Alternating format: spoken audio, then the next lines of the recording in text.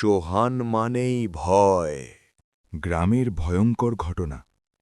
রাতের বেলা সব গ্রাম চুপ করে যায়, কিন্তু কিছু গ্রামে রাত মানেই ভয়। এই গল্পটা সেই রকমই একটা গ্রামের। গ্রামটার নাম শিবডাঙ্গা। চারদিকে ধানক্ষেত, বাঁশঝাড়, আর গ্রামের শেষে একটা পুরনো পুকুর। পুকুরটার নাম কালা পুকুর। দিনে সবাই যায়, কিন্তু রাতের বেলা কেউ না।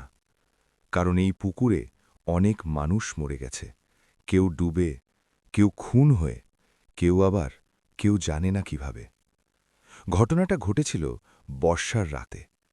আকাশে মেঘ, চাঁদ নেই, বিদ্যুৎও ছিল না, পুরো গ্রাম অন্ধকার। আমার মামা হরিশ কাকা সেদিন দেরি করে বাড়ি ফিরছিল। হরিশ কাকা সাহসী মানুষ, ভূতটুত তিনি বিশ্বাস করতেন না। হঠাৎ কালা পুকুরের ধারে তিনি শুনলেন একটা আওয়াজ, ছল ছল ছল, জলের শব্দ।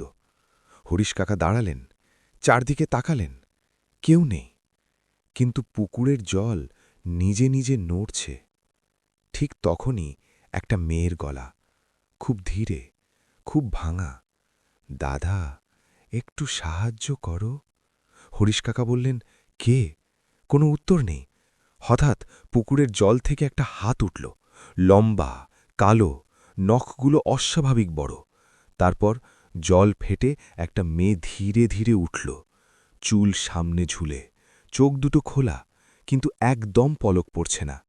মেয়েটা বলল, আমাকে বাড়ি পৌঁছে দাও। হরিশ কাকা পিছিয়ে গেলেন, তার গলা শুকিয়ে গেল। তিনি বললেন, তুমি তুমি কে? মেয়েটা মুখ তুলল, আর তখনই হরিশ কাকা চিনে ফেললেন। এই মেয়েটা ছিল রাধা, গ্রামের সেই মেয়ে যে ৫ বছর আগে এই পুকুরেই ডুবে মারা গিয়েছিল। কিন্তু রাধার চোখ এখন লাল, মুখটা ফাঁকা, আর পা দুটো মাটিতে ছোঁয় না। রাধা বলল, আমি এখনো বাড়ি যাইনি। এরপর হরিশ কাকার কিচ্ছু মনে নেই। সকালবেলা গ্রামের লোকজন তাকে খুঁজে পেল পুকুরের ধারে, অজ্ঞান, তার শরীর বরফের মতো ঠান্ডা, আর তার গলায় জলের দাগ। হরিশ কাকা আজও বেঁচে আছেন, কিন্তু রাত নামলেই তিনি চিৎকার করেন, একটাই কথা বলেন, ও এখনো পুকুরে দাঁড়িয়ে আছে।